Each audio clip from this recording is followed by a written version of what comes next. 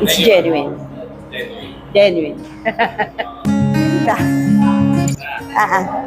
Nawala yung sakit na iniinda ko sa balakang and my tuhod. Yan.